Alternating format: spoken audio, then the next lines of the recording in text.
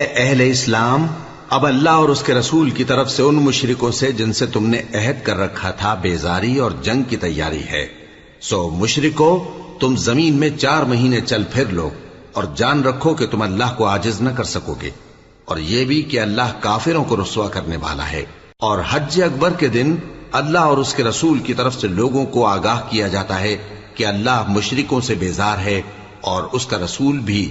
اب اگر تم توبہ کر لو تو تمہارے حق میں بہتر ہے، اور اگر نہ مانو تو جان رکھو کہ تم اللہ کو ہرا نہیں سکو گے۔ اور اے پیغمبر، کافروں کو دکھ دینے والے عذاب کی خبر سنا دو۔